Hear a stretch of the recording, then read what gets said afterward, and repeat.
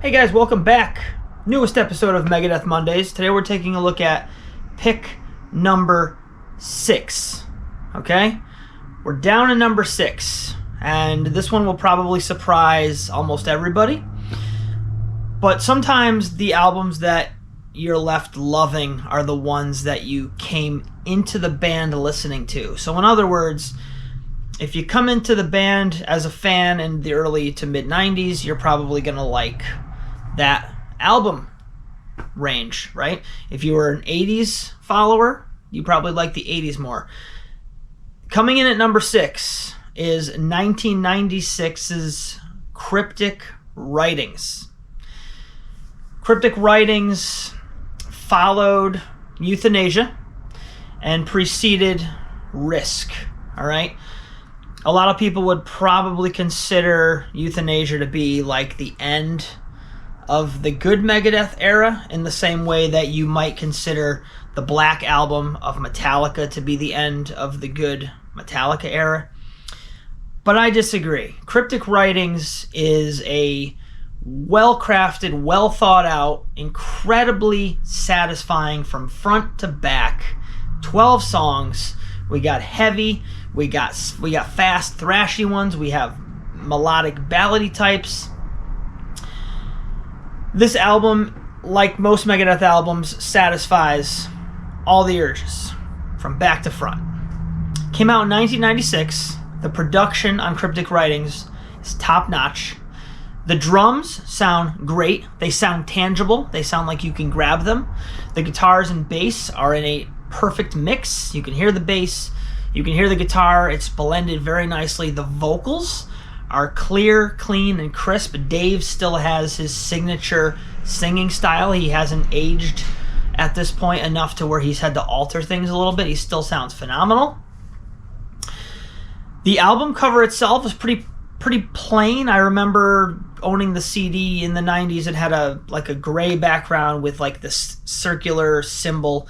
I don't know if it's the elements on the symbol or if it's supposed to represent some sort of compass. If anybody knows what exactly that is, let me know in the comments. But it's a simple but, perfectly suitable cover for this album. After all, it is called Cryptic Writing, so the more mysterious, the better.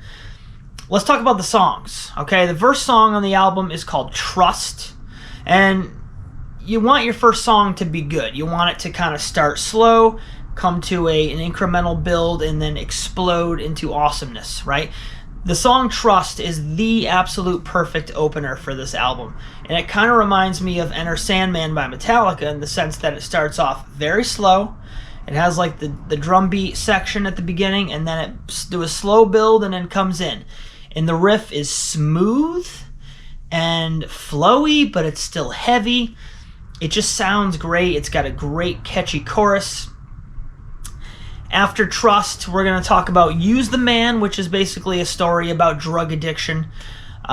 Two things about the lyrics in the song. First and foremost, he writes the lyrics, I've seen the man use the needle, and I've seen the needle use the man. So Dave Mustaine playing on the opposition of things and messing with the words to make it interesting to listen to. Also, toward the end of this song, the lyrics Cryptic Writings actually come into play. So the album was named from the lyrics of Use the Man, Cryptic Writings, all right?